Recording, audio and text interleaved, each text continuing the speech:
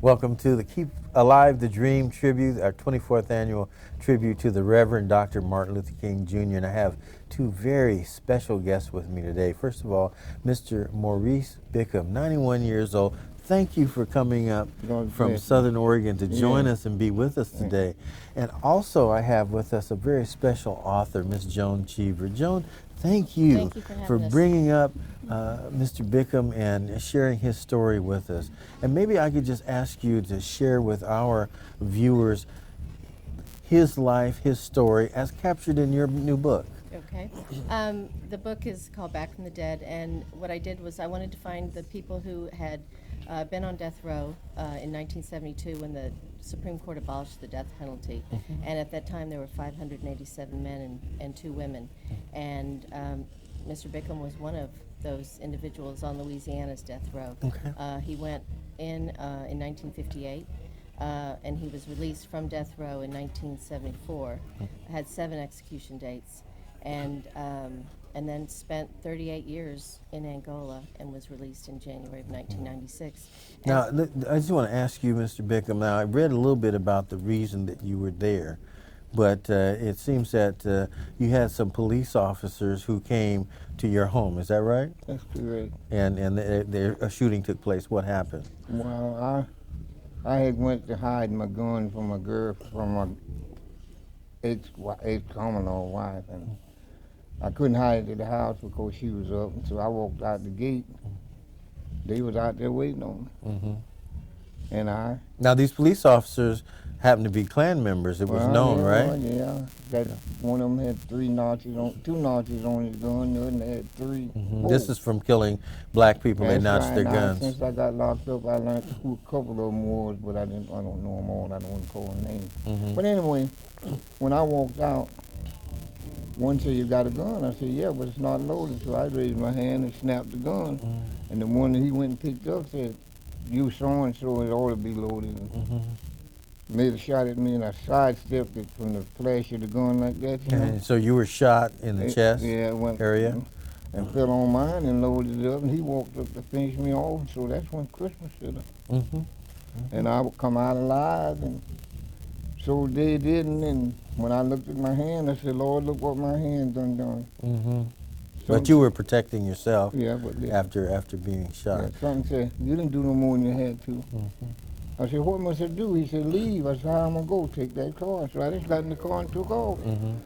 9 o'clock the next day, I said, So then you ended up on death row then? Well, the judge, this is something that come out since I got locked up.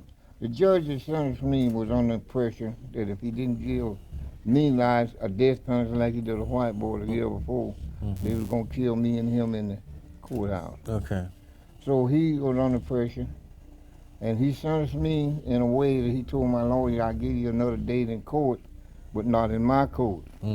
So he run for Louisiana Supreme Judge that following year and win. Well, I'm on appeal for the 32 months. He called Skillet Rights in Washington, D.C., and they give me an indefinite stay, no execution at all. And I stayed on death row for about 12 years after then, 10. Not knowing. With that threat of death hanging over your head. Getting dates set on me and throwed back on them, and then run to ask me had I been to the United States Supreme Court. I told him, ask my lawyer. So following that, you ended up living in Southern Oregon. Let me ask you, what brought you up today to our tribute? How did you end up here?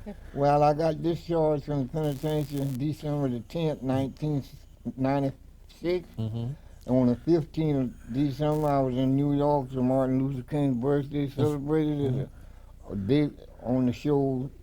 I can't call it Daylight, or they got a Dateline. Yeah, one of the network television shows. And a radio station that hoped to get me out.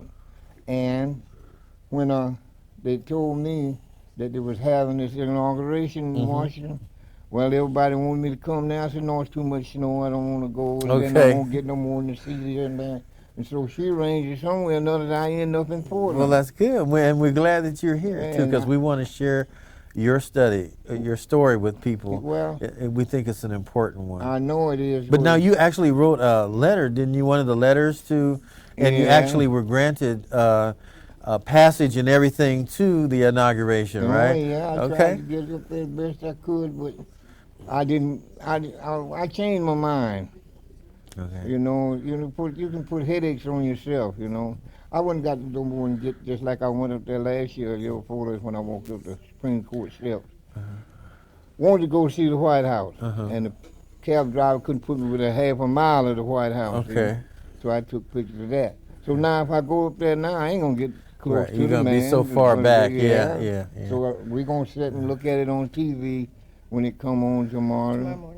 Joan, just say a few words about your book in closing and how people can access your book. Who's it printed by? It's published by John Wiley. And then the title says, again? Back from the Dead, One Woman's Search for the Men Who Walked Off Right. America's So this Death is Row. just one of the stories This is one of in the that stories. book. I interviewed 125 former Okay. death row are, inmates. are some of those folks still living as well? Oh yeah. Okay. Oh yeah. Since that time, of the 589, 322 were released That's beautiful. from prison and are living and working in communities all over the United States, and they're doing very well. But of course, one of my favorites is Maurice Bickham, because his story is so powerful.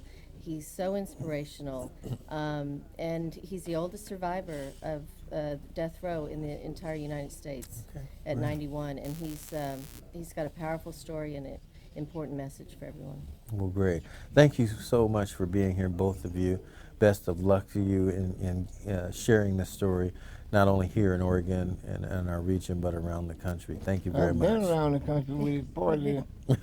Thanks for Well, having we'll us. have you go again. Yeah. Thank Thank you very you. much, Doug. You're welcome. Okay. God Thank you. bless you. God bless you.